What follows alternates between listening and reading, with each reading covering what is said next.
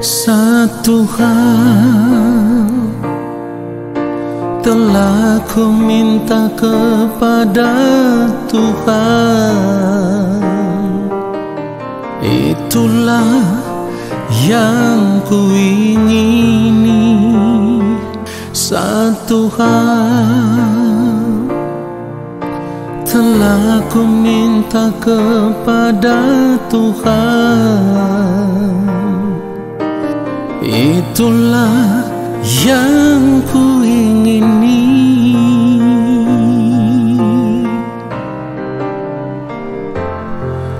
Diam di rumah Tuhan seumur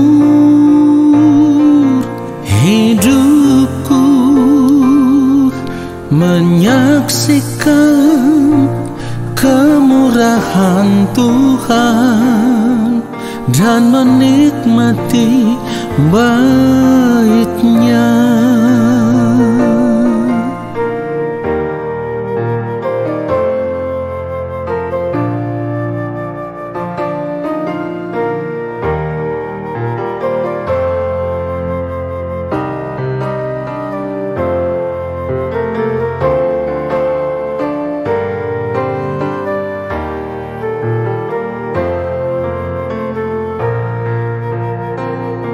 Satu hal telah ku minta kepada Tuhan, itulah yang ku ingini.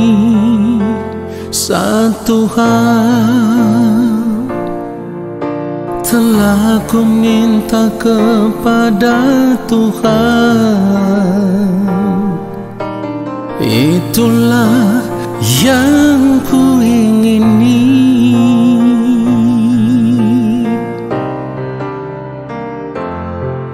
Diam di rumah Tuhan seumur hidupku, menyaksikan kemurahan Tuhan dan menikmati bait-Nya.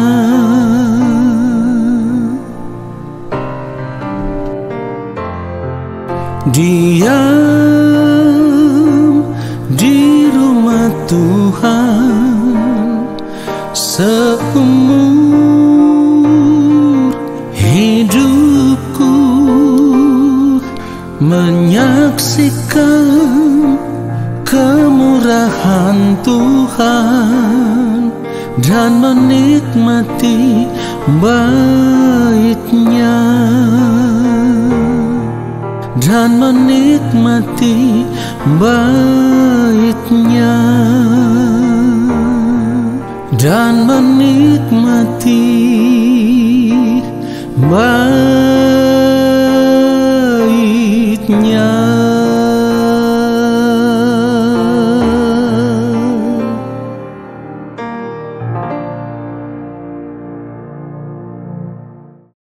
Mari kita berdoa.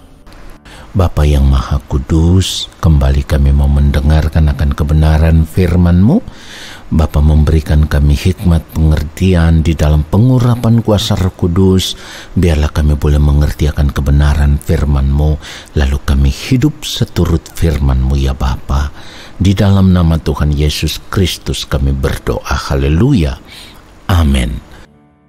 Saudara yang dikasihi oleh Tuhan Yesus Kristus, kita akan melihat kebenaran firman Tuhan. Lukas pasal yang ke-17, kita akan membaca ayat 26 dan ayatnya yang ke-27. Dan sama seperti pada zaman Nuh, demikian pula lah halnya kelak pada hari-hari Anak Manusia. Ayat 27, mereka makan dan minum, mereka kawin dan dikawinkan, sampai kepada hari Nuh masuk ke dalam bahtera, lalu datanglah air bah dan membinasakan mereka semua. Saudara yang dikasihi oleh Tuhan Yesus Kristus, manusia pada umumnya selalu memiliki arah tujuan hidup yang sama. yaitu mereka ingin mencapai kesuksesan hidup dunia yang bisa mereka nikmati selama mereka hidup di dunia ini. Nah, karena arah tujuan hidupnya hanyalah mencapai kesuksesan hidup di dunia ini, maka hampir semua orang berlomba-lomba untuk mencapai akan hal itu, ya, demi kenikmatan hidup dunia. Dan mereka hampir-hampir tidak lagi menyadari bahwa semua kesuksesan dan kenikmatan dunia ini hanya sementara. Nah, tetapi itulah cara hidup dunia. Dan kita bisa melihat itu sampai saat ini, saudaraku. Saudara yang dikasihi oleh Tuhan Yesus Kristus, dalam kehidupan orang percaya, akibat dari cara hidup seperti dunia inilah, maka ada begitu banyak orang percaya yang juga tidak menyadari arah tujuan hidup mereka yang sesungguhnya. Saudaraku, keadaan hidup seperti ini juga sudah terjadi sejak zaman dahulu kala. Nah, saudaraku, ini artinya sekalipun saat itu firman Tuhan juga sudah disampaikan, tetapi manusia saat itu pada umumnya mereka juga tidak tertarik dengan kebenaran firman Tuhan yang telah disampaikan itu. Buktinya apa? Bahwa firman Tuhan sudah disampaikan saat itu. Nah, kalau kita melihat 2 Petrus pasal yang kedua ayatnya yang kelima, firman Tuhan katakan begini, dan jikalau Allah tidak menyayangkan dunia purba, tetapi hanya menyelamatkan Nuh, pemberita kebenaran itu, dengan 7 orang lain ketika ia mendatangkan air bah atas dunia orang-orang yang fasik. Saudaraku, perhatikan itu. Nuh saat itu juga menyampaikan kebenaran. Artinya Nuh menyampaikan juga firman Tuhan, tetapi orang-orang saat itu tidak tertarik dengan apa yang Nuh sampaikan, dengan kebenaran yang Nuh sampaikan. Mereka tidak tertarik. Mereka lebih tertarik untuk menikmati dunia dengan segala kesenangannya saat itu. Pada akhirnya Tuhan menghukum orang-orang yang fasik ini dengan air bah, dan hanya Nuh dan keluarganya yang diselamatkan. Nah, saudara yang dikasihi oleh Tuhan Yesus Kristus, kejadian seperti itu bukan saja terjadi di zaman Nuh, tetapi juga terjadi di zaman Lot. Kalau kita melihat kembali Lukas 17 mulai ayat 28 sampai ayat 30, firman Tuhan katakan, demikian juga seperti yang terjadi di zaman Lot, mereka makan dan minum, mereka membeli dan menjual, mereka menanam dan membangun. Ayat 29, tetapi pada hari Lot pergi keluar dari Sodom, turunlah hujan api dan hujan belerang dari langit dan membinasakan mereka semua. Ayat 30, demikianlah halnya kelak pada hari di mana anak manusia menyatakan dirinya. Nah, saudara, jadi di sini kita bisa melihat bahwa arah tujuan hidup manusia pada umumnya hanyalah berjuang untuk mencapai kebahagiaan dan kesenangan hidup dunia yang bisa mereka nikmati saat mereka masih hidup di dunia ini. Kalau dulu itu sudah terjadi, sekarang pun terjadi hal yang demikian. Saat ini ada begitu banyak orang percaya pun yang terjebak dalam cara hidup seperti ini, saudaraku. Dan mereka tidak lagi berpikir bahwa arah tujuan hidup yang sesungguhnya bagi orang percaya itu bukan dunia ini dengan segala kesenangannya, tetapi Tuhan dan kerajaannya. Inilah arah tujuan hidup kita yang sesungguhnya. Inilah maksud dari penebusan oleh darah Tuhan Yesus Kristus di atas kayu salib. Saudaraku, persoalannya adalah banyak orang percaya saat ini yang sudah terlanjur terperangkap dalam pengajaran-pengajaran yang tidak sesuai dengan apa yang Tuhan Yesus ajarkan. Di mana saat ini yang diajarkan adalah kalau percaya kepada Tuhan Yesus berarti pasti diberkati, pasti sukses, sakit pasti disembuhkan, yang punya persoalan dengan masalah ekonomi pasti dipulihkan, usaha tidak akan bangkrut, dan kalaupun nanti mati pasti masuk surga. Pengajaran seperti inilah yang disukai, yang digemari oleh banyak orang percaya saat ini, saudaraku. Saudara yang dikasihi oleh Tuhan Yesus Kristus, kita harus menyadari kalau ada pengajaran seperti ini. Inilah yang seringkali saya katakan sebagai penyesatan terselubung yang tidak pernah disadari oleh banyak orang percaya atau orang Kristen. Pengajaran seperti inilah yang membuat ada begitu banyak orang percaya hanya mau memanfaatkan kuasa Tuhan demi kesuksesan hidup dunia, demi kenikmatan hidup dunia. Mereka mau percaya kepada Tuhan Yesus supaya Tuhan Yesus bisa memenuhi semua keinginan hati mereka untuk menikmati dunia ini dengan hawa nafsu diri mereka sendiri. Saudaraku, kenapa saya katakan ini merupakan penyesatan terselubung? Ingat firman Tuhan katakan penyesatan itu pasti ada. Tuhan Yesus sendiri katakan tidak mungkin tidak akan ada penyesatan. Kalau kita melihat Lukas 17 ayat 1, Tuhan Yesus berkata kepada murid-muridnya, tidak mungkin tidak akan ada penyesatan, tetapi celakalah orang yang mengadakannya. Nah saudaraku, saya mengatakan bahwa pengajaran-pengajaran seperti itu adalah merupakan penyesatan terselubung. Kenapa demikian? Karena Tuhan Yesus tidak pernah mengajarkan yang seperti itu. Yang Tuhan Yesus ajarkan adalah seperti yang ditulis di dalam Matius 8 ayat 20.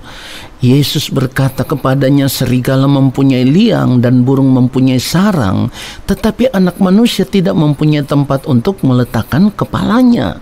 Kita juga bisa melihat Tuhan Yesus menolak dengan keras semua yang ditawarkan oleh iblis, termasuk kerajaan dunia ini dengan kemegahannya. Itu nanti saudara bisa baca di dalam Matius pasal 4 ayat 1 sampai ayat yang ke-11. Jadi kalau kita melihat pengajaran Tuhan Yesus sama sekali tidak pernah mengajarkan kita untuk mencintai dunia ini dengan segala kesenangannya. Oleh sebab itu saudaraku, kita harus sadar arah tujuan hidup orang percaya yang sesungguhnya itu seharusnya seperti apa yang dikatakan oleh Rasul Paulus, ya. Di dalam Filipi 1 ayat 21 dikatakan, karena bagiku hidup adalah Kristus dan mati adalah keuntungan.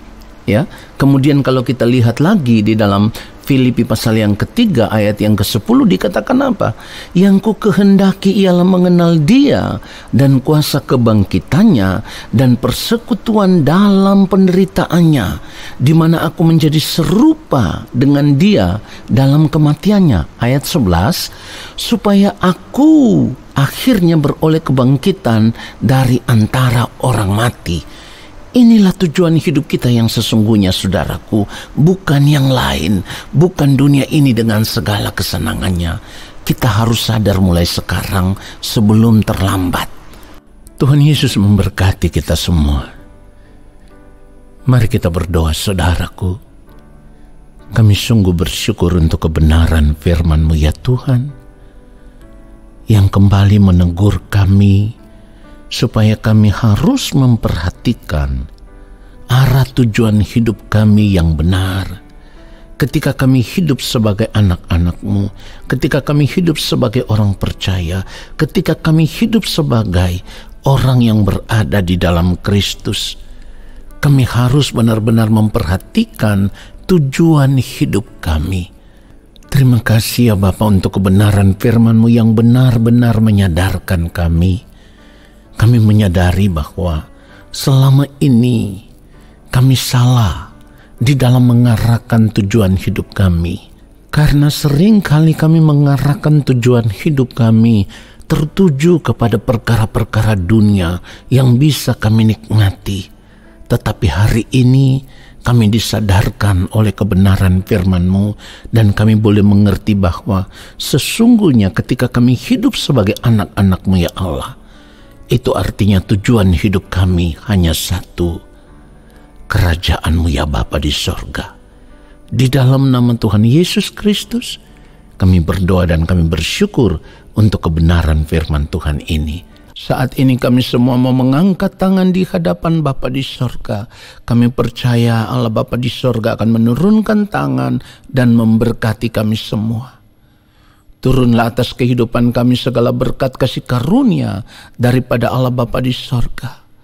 Rahmat cinta kasih yang berlimpah-limpah dari Gembala Agung yang mulia Tuhan Yesus Kristus, di dalam persekutuan yang manis dengan Roh Allah yang kudus, menyertai langkah hidup kami dan memberkati kami sekarang dan sampai selama-lamanya. Amin.